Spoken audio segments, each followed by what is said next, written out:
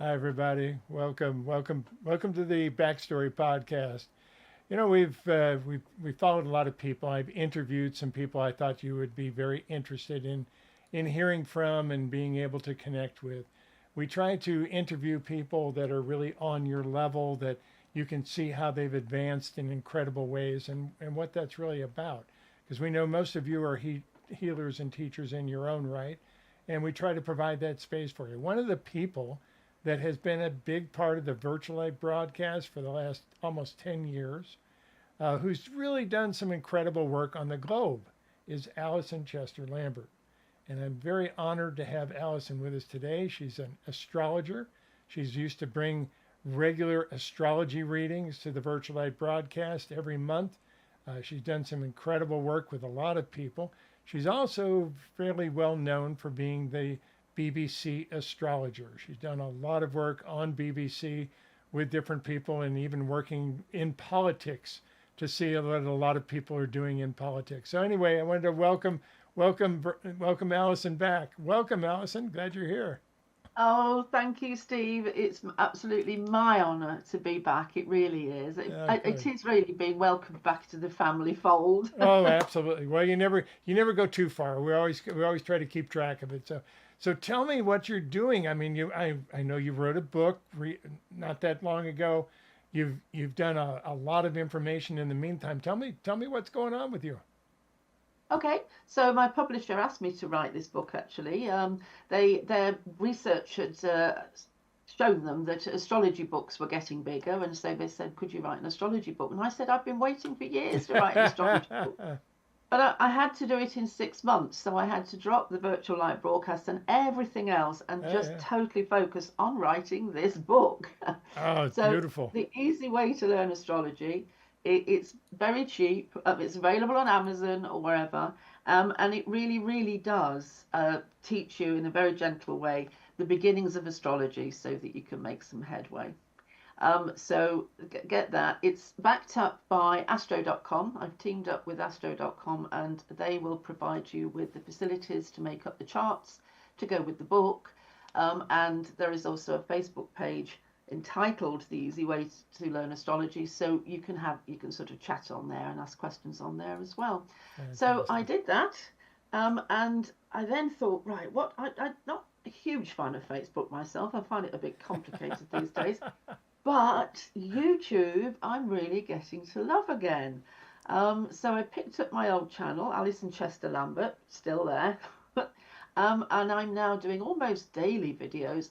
So I'm doing a bit of prediction, I'm doing a bit of tuition, I'm doing a bit of cosmic insight, and it's coming along nicely. Oh, There's marvelous. a few hundred people, but that's much better because it means we can all sort of chat and everything. Right. Um, that's what I'm doing, and my readings have never stopped. My readings just keep Just going, keep word going. of mouth. So Good. Good. Yeah, we've talked to quite a few people that have done readings with you, so I know that firsthand. We have a lot of people that do readings with me and have done readings with you, so it's been incredible.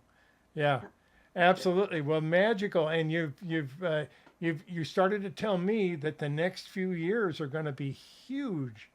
You want to give us kind of an overview of what's going on? Yeah, 2025. This is all sort of gathered around 2025. I've made up, hopefully you can show people, I made up a table, a document that I want to describe to you, talk you through, because I'd like people to see something here that just see the importance. So this is the outer planets, and they're moving through zodiac signs in the following years 2024, 25, 26 through to 29. And then down the left hand column, we've got the big outer planets. So we've got Pluto, Neptune, Uranus, Saturn, Chiron. Now, I want to sort of just to give you some background.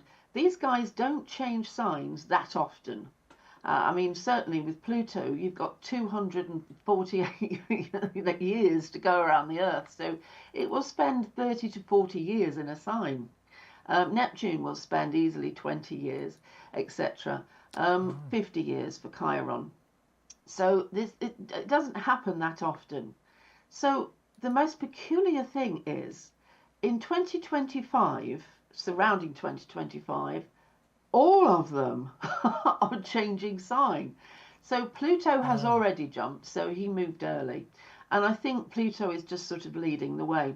So Pluto has moved from Capricorn into Aquarius and will remain in Aquarius for a couple of decades. Neptune is coming to the end of Pisces, will move into Aries, Pisces again, those are the glyphs for those zodiac signs, and then Aries, and then just carries on. Uranus coming out of Taurus, moving into Gemini, going back into Taurus, and then back into Gemini again, and off you go. Saturn moving from Pisces into Aries, back into Pisces, back into Aries, and then changes sign again in 2028. And then Chiron, I especially want to make note of Chiron. It's not an outer planet, but it's going to become very important in the coming year. So Chiron's moving from Aries into Taurus, then Aries back into Taurus. Now, look at the amount of activity around 2025. Yeah, no kidding. Just look at everything changes in 2025. Exactly. I mean, look at the amount of activity in 2028. Nothing. Do you know what I mean? It's like, oh, at the end of 2028, Saturn moves sign. That's amazing. I have never, in 30 years of doing this, I have never seen this. Never. Wow. What do you interpret? Does that just mean drastic change in all areas? Yeah. It does. It means a massive sweeping paradigm shift, if you like. It means that the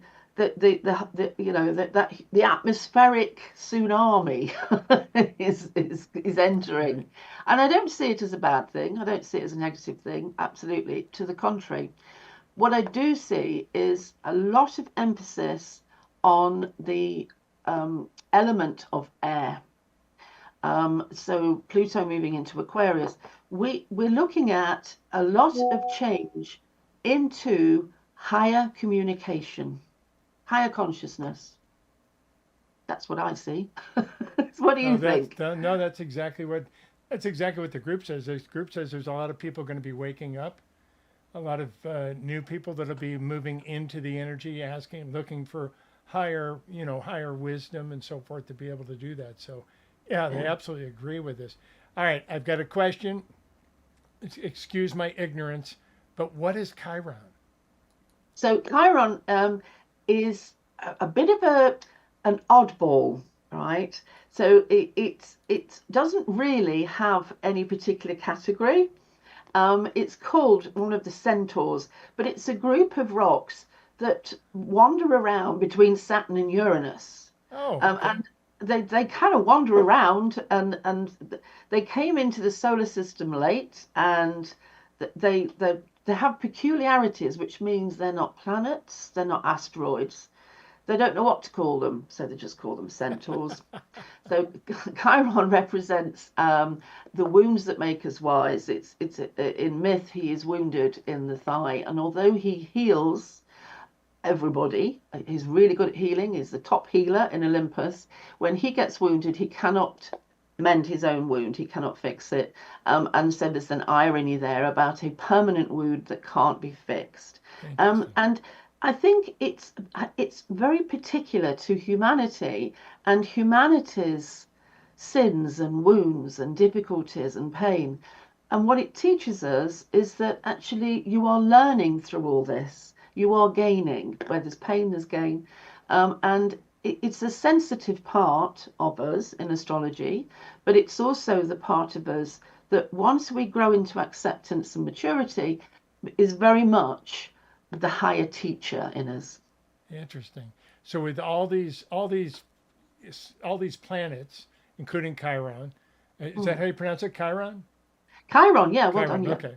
Yeah, including Chiron, and is that part of the asteroid belt? Is that what that is? The planets are at the outer Kuiper belt, so you'll find them in the Kuiper belt, and you'll find them just way out in the solar system, beyond the normal planets of Venus and Mars. Gotcha. They're right out there. Yeah. Anyway, so the emphasis is on a change of element into the air element. because we've got Uranus moving into Gemini and we've got Pluto moving to Aquarius. So the air element becomes very active. It already represents communication, etc.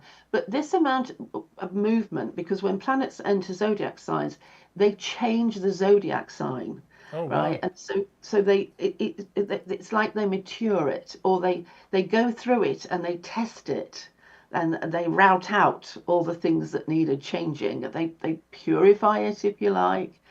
So I to it looks as if the zodiac sign of Aquarius at the moment is actually changing its nature, shifting, it's growing, so that we can see further.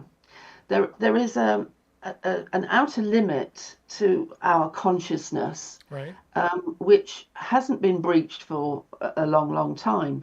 But it's as if an outer layer is being lifted, and Aquarius has to be the zodiac sign which is describing this. Because, Steve, we will always need an astrology to describe what's coming. We That's don't very actually true. need astrology to tell us things are changing. We can Right. see that for Yeah, you can ourselves. see But that. we do need an astrology to describe it so that we can understand it. So the zodiac sign of Aquarius is almost growing. It's a veil is being lifted, and we are seeing further than we've ever seen before.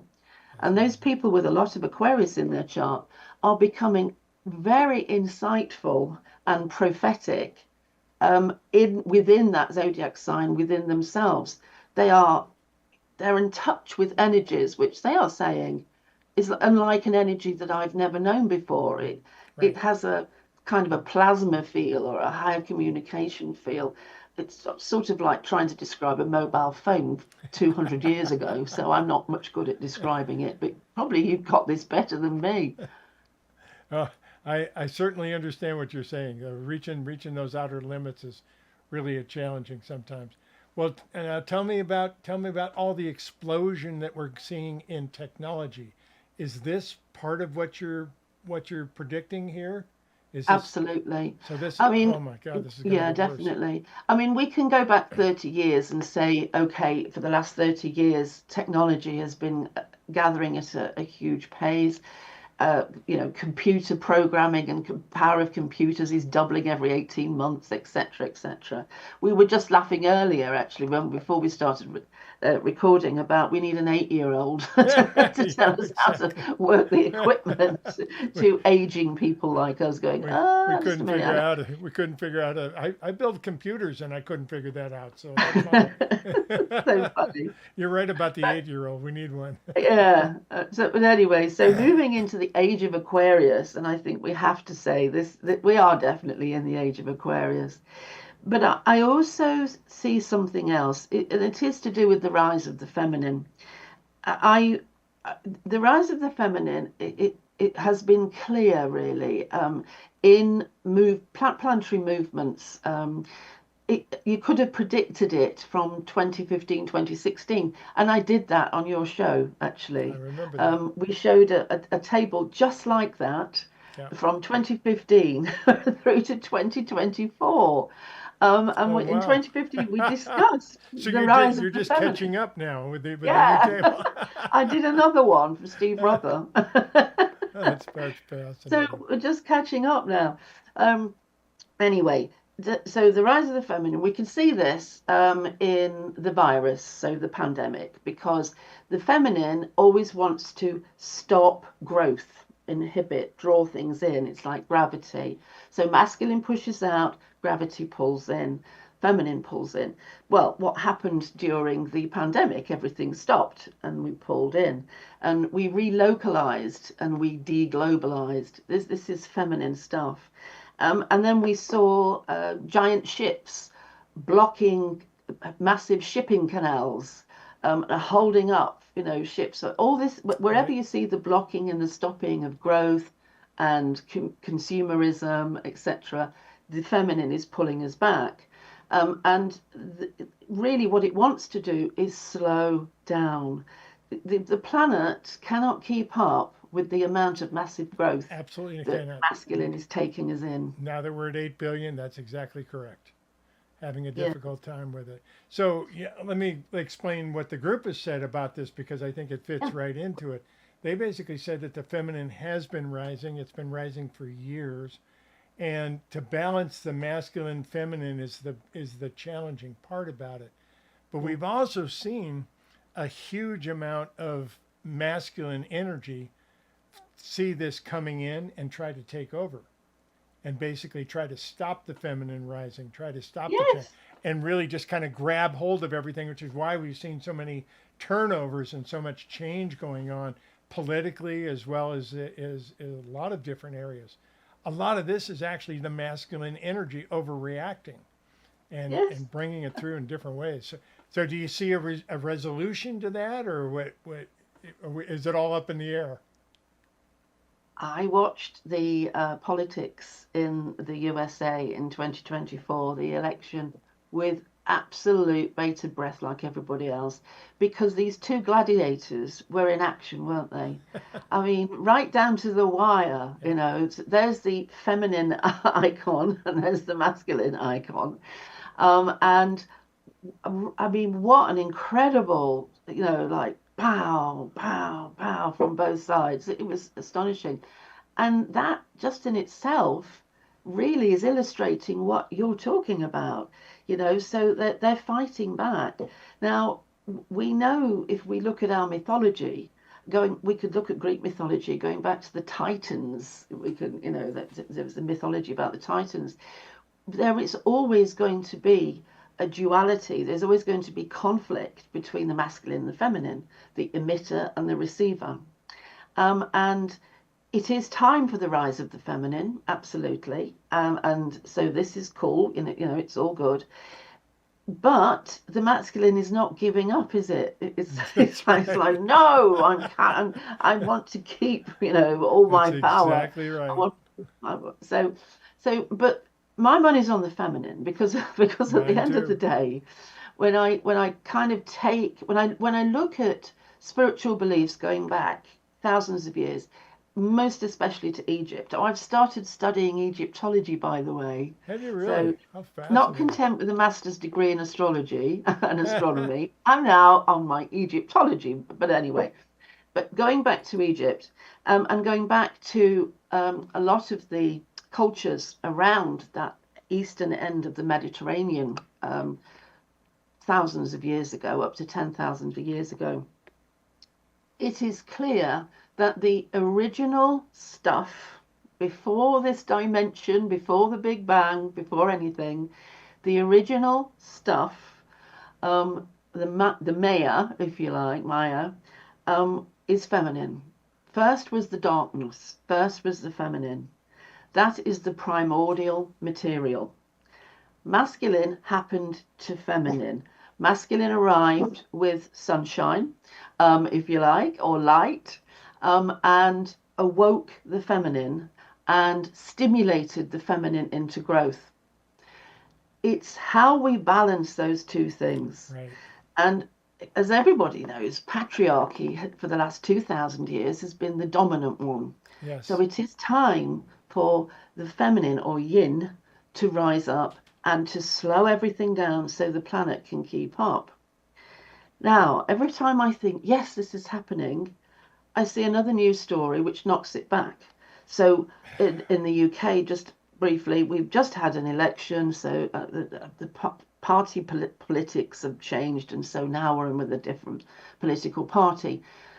And they have just spent time telling the population that on this tiny island, in the next 3 years, we're going to build another 1,500,000 or something, an enormous, anyway, amount of houses. And the quote from the woman in charge of all this is, it doesn't matter about newts or bats or birds and protecting their habitat. We cannot protect them in the face of wanting more houses. Oh wow. Oh Oh my my God. God. That just takes us, Yeah. that hits the feminine right where that's nature. Yeah. Mother Nature is not going to be happy with this. That's correct. And so going into 2025 with this sort of balance is just fascinating stuff. I believe that it's time for the feminine, and surely, it must start to become more prevalent. Yeah. It must start to make more of impact, but I can't see it yet. Well, and we're still using third dimensional rules. We're still using the old systems and the old ways of looking at things. It's really challenging to even compare this. But the way the group talks about the feminine, masculine, they basically say that the feminine's about harmony, works through harmony in a different way. The masculine works through force. So you actually need both in your world, but the dominant one has always been the masculine one on Earth, not every place, but on Earth. This Right. has been one of the things that we're trying to change. And as that feminine rises, as she starts to actually grasp hold and take power, the masculine reacts and does some crazy things and figures out a way to force it back down again for the time being. But eventually, I do believe we're going to see the feminine rise. And this is not male and female we're talking about. We're talking about the whole feminine energy in a different way. It's pretty Yin and magical. yang, yeah. Yeah, the yin and yang, exactly. To be able to Mm-hmm. balance that energy. So exciting times ahead. Absolutely. Yeah, and I think another thing is, I think we are going to talk to aliens. 'Cause Well, now, the I, group I, had, I've had hesitation about talking about aliens. They actually wrote about some aliens in the very first book that I wrote. But ah, Steve has had this huge hesitation, and they finally pushed me past it. I'm finally talking about what's going on. It had a lot to do with our election that we just had here in the United States. We've had a lot of undue influence from places we were not expecting that influence to come from. We're seeing a gathering trying to get us all together under one religion, which I think is very dangerous. Um, it basically, well, this is kind of what happened before to us, according to the group. The group said there was a group of aliens that wanted to take care of humans, and they created this great spot for the humans, and the humans lived there. It was a Garden of Eden, and basically Eve bit the apple, which means that the feminine energy rose, which basically means that we broke the bonds of that. We were told that it was a sacred place and we could live there forever and have all our needs taken care of. But we didn't have any freedom. We couldn't evolve the way we wanted to evolve. So I think we're seeing something very similar take place right now, but I don't think it'll be successful. Short term, yes. Long term, no. So it's going to be a lot of transition going on in the next few years. Absolutely. Your charts are that's amazing. That is absolutely amazing that all these things are changing in the year 2025. mm, yeah. The promise of the very extreme Kuiper Belt planets, the dwarf planets, the new ones that were discovered this century. Right. The promise of those is space travel, is pioneering, in the same way that pioneering occurred in the 18th century around the Pacific. Yeah. So Yeah. that pioneering energy is emerging again. And so it takes us. It's like humans are a curious race who Yes. can't stop from exploring. Now, masculine, feminine. The masculine part of us, as we both know, so masculine moves in straight lines, feminine moves in curves. And so the masculine part of us wants to get on that spaceship and go in that direction for as long as possible, to just keep exploring. And the feminine is more content to evolve slowly. So Pluto, a feminine planet, is all about evolution, which is slow evolving, right? Uranus, masculine planet, all about revolution. So Oh, masculine wants to interesting. have a revolution quickly, and feminine wants to have an evolution slowly. Slowly. Interesting. That's a great way to put it. That's a great way to put it. That's fascinating. Fascinating. So, but in our lifetimes, I don't think we're going to see the results. No, I think so. I think we have a long stretch in front of us here to be able to get through some of this stuff that we're into, because it's been really interesting to see. But there's some good news with it too. Even though I think we have a fair amount of interference from some of our space parental beings, some of our parental races actually. We also have a lot of good going on, and they have stopped World War III before. But as it started out, they've stopped it. They stopped it several times. So I'm very confident that we have at least some safeguards in place with our space brothers, because they're not all bad. They're not all trying to take us over. There's different areas and different ones that we're dealing with. So anyway, that's some good news with the whole thing too. I think we're also being taken care of, and they're very concerned about the Earth. Almost every set of beings that I see, that's one of their first messages, is we need to take care of the Earth. We need to preserve the Earth. We need to heal the Earth, and bring that back into unity again. So, yeah, going to be a wild ride, isn't it? We have a very unique position with regard to the contribution that we can make, I think, as far as the cosmos is concerned. Each one of us, when we tussle with things, when we struggle, when we go through all the agonies that we go through, we are teaching our soul. Our soul is learning, and when we go home, as you would say, and the mind departs, the spirit departs, the soul departs, the body ashes to ashes. The information that the soul takes and gives to the great soul lake improves the quality of that soul lake. Yes, and as more people are born and pull a bit of that off and put it in the next baby, it's raising consciousness, soul consciousness, and so nothing is ever lost. There's a general overall improvement, and that gives me comfort. Oh, that's a beautiful way to put it. That is really interesting too, because it isn't lost. It gets hidden sometimes, but for the most part, we gain everything that we do. So tell me one other piece here. You're talking about all this change, the things that are going on in 2025. The group has been predicting a bit of a financial reset or collapse, if you will. They've actually been predicting that for a couple of years now, and it's been postponed for one reason or another, or hidden or shoved under the cover. Tell me what you think. What do you think from the stars? What does that look like? I absolutely agree with you that there has been a slow car crash. A slow car crash. That's a great way to put it. In terms of the banking system and finances, I think that behind closed doors, the hierarchies, the elites, have been either making it worse or better. That's correct. I think there is a general agreement that it could be such a hugely disastrous thing for so many people that I think the elites would kind of join together in supporting each other and keeping it hush, hush, hush, hush. That's it.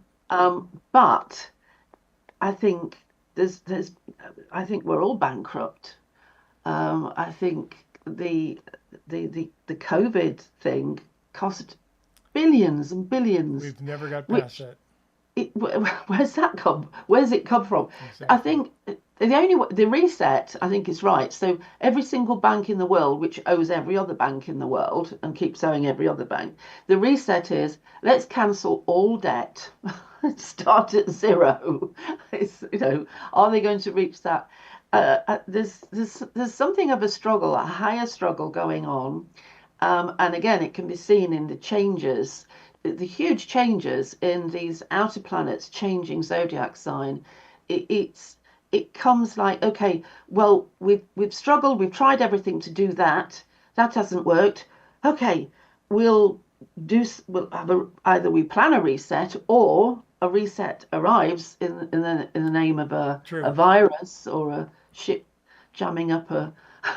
It wouldn't take much to set up. It wouldn't take much at all. So I absolutely get that it's there and it's on a precipice and it's a slow car crash.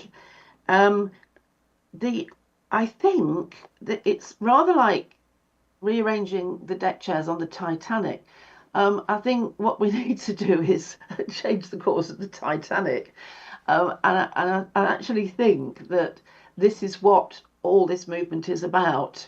I think it's just getting us just out. Woo, missed that one. Just out of the way in time.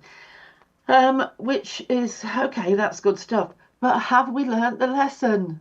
It's Well, like, that's the big question. Have we learned enough to move forward with that? That's mm, going to be the big question. relocalize, deglobalize.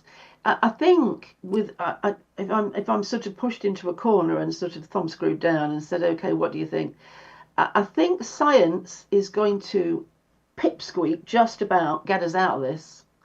I think they're going to make some kind of scientific breakthroughs and advancements in the area of the mind, in the area of the intellect. Now, whether it's sort of, astral planing or, sort of doing what the Egyptians did, get into a sarcophagus and, the mind goes off or something, I don't know.